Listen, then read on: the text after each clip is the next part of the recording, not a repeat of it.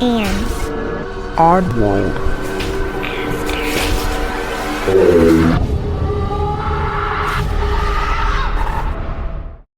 Hey oddballs, I'm your host Jensen, and welcome to episode 144.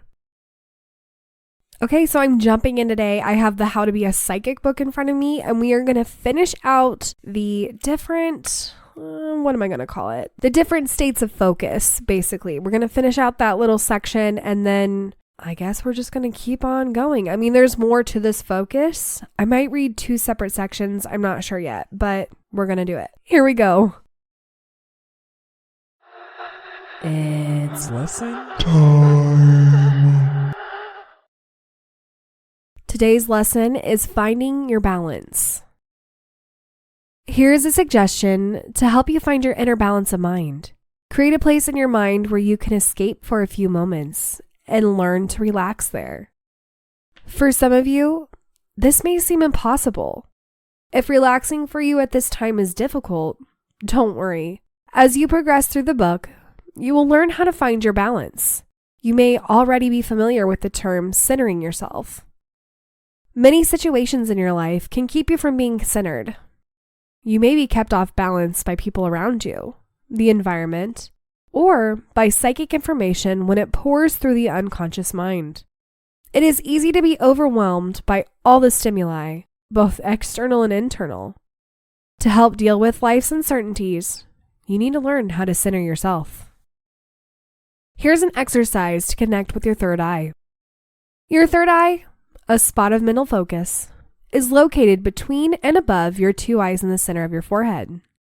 It is the point of connection to your 6th chakra, which is often associated with your pituitary gland, a small gland the size of a pea located at the base of your brain. All 3 of your eyes together form the points of a triangle, a symbol that is found throughout ancient history, especially in the society of the pyramid builders. Perhaps they were aware of some lost ancient secret that helped them connect to the eye of the soul. I'm going to stop it there because the fact that it's bringing up the pyramids, and recently there has been discovered that there are some pillars under the pyramids. It's just all weird. So I'm going to stop there. I wasn't even going to read that much, but I figured I'd give just the next little paragraph as to what centering yourself could do, just in case anybody needs a little extra centering right now, as I'm sure a lot of us do. Anyhow, I hope you learned something, and let's go ahead and move on to stories. This comes from Frequent Condition 964 on Reddit. Since I was very young, I believed in the paranormal. My mom's house was haunted growing up, and I think that contributed to it. My brother used to be absolutely tormented by the spirit in our mom's house. I'm talking doors slamming, lights turning on and off, and people talking at all hours of the night, even when no one was home. We, us who lived in the house, believed that the spirit lingered in the downstairs part of the house, where my brother's room was. He moved out at some point, and then my mom was down there. I was very, very nervous for the spirit to torment me, but nothing ever happened. I had weird dreams and would hear my name being called, but that was the extent of it. I moved out at 18, and a mirror that had been on the wall for 13 years fell and shattered. My brother had moved back in during hard times, and all hell broke loose. So much so that my dad, who was a skeptic, now believes. There was a George Forman grill on the countertop just for quick meals.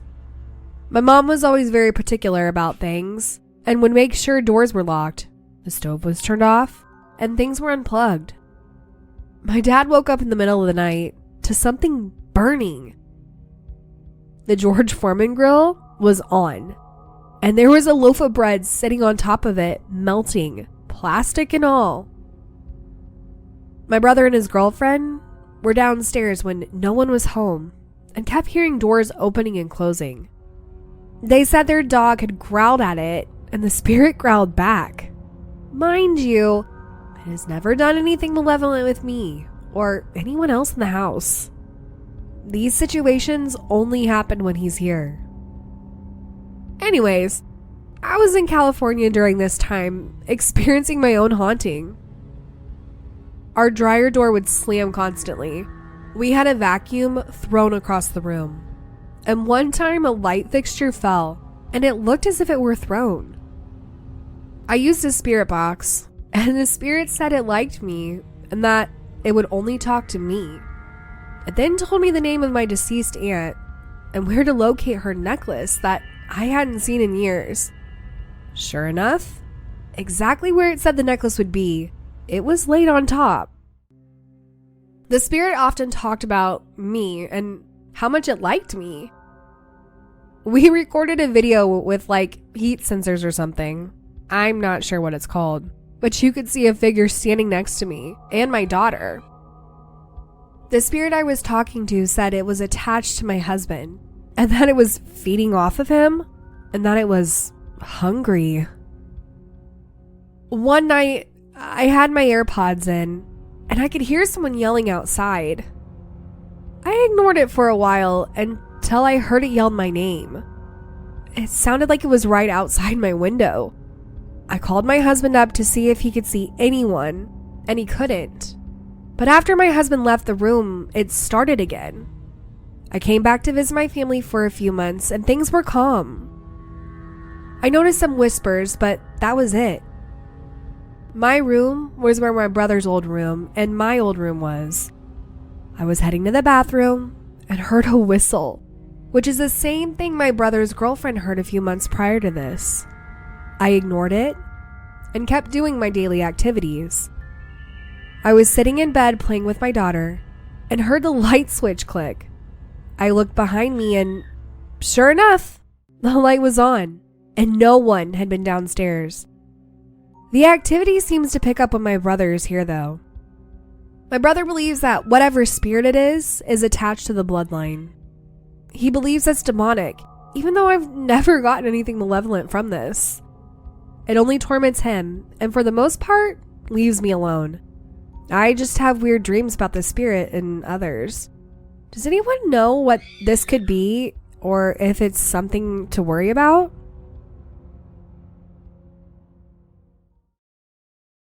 So is the spirit in this person's mom's house like some kind of malevolent chef trying to make some maybe like grilled cheese or something on the George Foreman?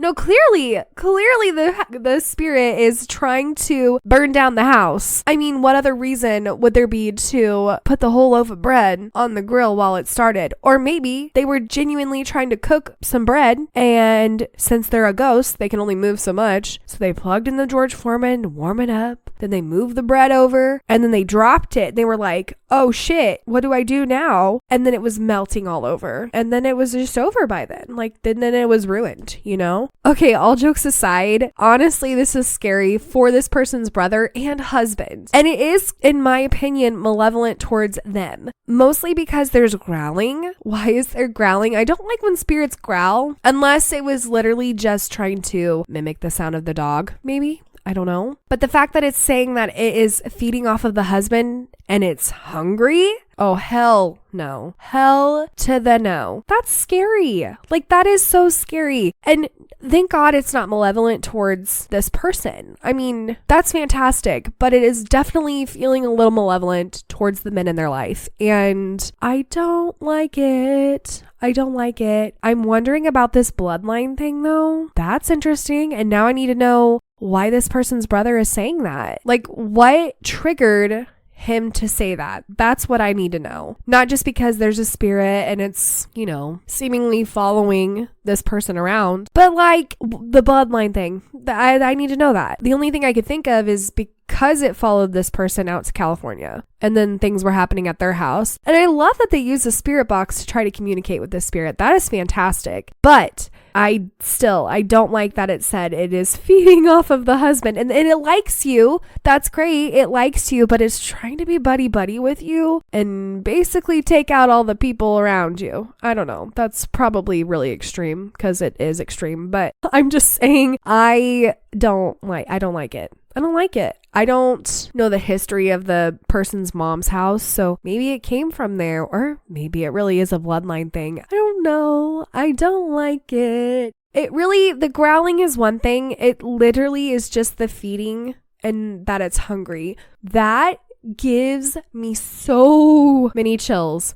It's disgusting. It's disgusting. So anyhow, if you guys have any comments or any ideas as to what this could be, seriously let me know. Leave them down below, and let's go ahead and move on to the next story. This comes from thiccpups on Reddit. So how far do mimics really go? I know usually that mimics only copy sound, but do they ever copy other people or animals? Ever since my boyfriend and I moved into this house a couple months ago, weird, unexplainable things keep happening.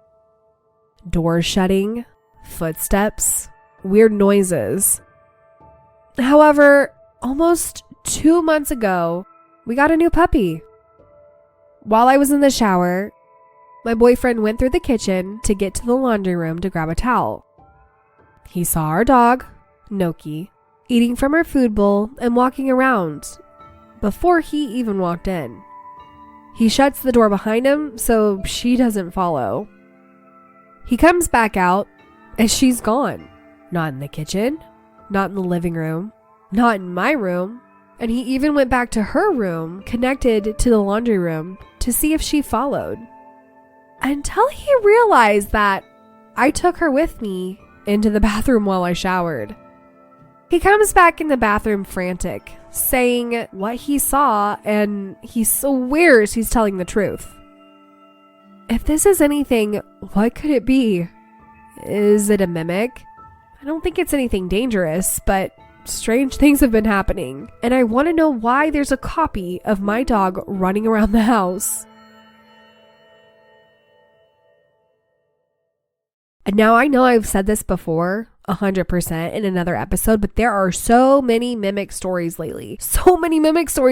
This one is definitely basically a mimic. A mimic copies voices and appearances and actions, and is that not what it's doing? Now I have a question, I guess. Does anybody remember when, I shouldn't be saying it and I'm going to be saying it multiple times, but does anybody remember when skinwalkers were a huge deal? Now, I don't think this is a skinwalker by any means, especially since that's so specific to Navajo folklore. Basically, those are either a witch or a shapeshifter is kind of what skinwalkers are. I am not saying that this is a skinwalker, but I'm wondering if all those stories that were skinwalkers that were in random ass places where they shouldn't have been, I guess, does that make sense, are actually mimics, because they are very similar. But then again, it's the background of them and what they actually are. So like I said, skinwalkers are a witch or a shapeshifter, but mimics are usually ghosts, supernatural entities, or sometimes even demons. I am not saying that this dog is a demon by any means. Let's not go there, because I feel like you'd be able to pick up on negative energy. This person has said that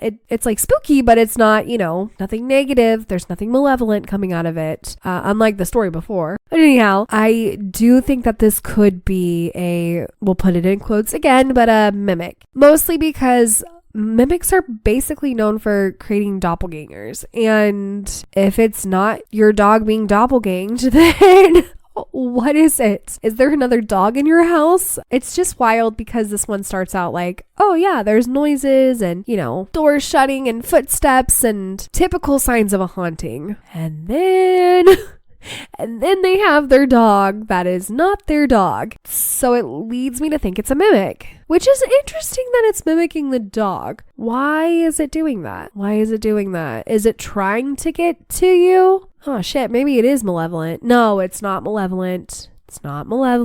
Maybe it just thinks your dog is really cute and it wants to be like that. Or maybe this spirit is trying to gain your trust. Or maybe this spirit is even just trying to honestly just fuck with you and be like, hey, watch this. I'm gonna look like your dog, but guess what? It's not your dog. So apparently I am on one today, but in the best way. in the best way. I truthfully don't think it's malevolent because I feel like you could tell. You could tell if something was malevolent. And I mean, this person even says that they don't think it's dangerous. So I don't think it's anything dangerous. It's probably just a spirit who is just messing around. Maybe they have some cool new abilities that they're like, hey, check this out. My God, my brain is like going today.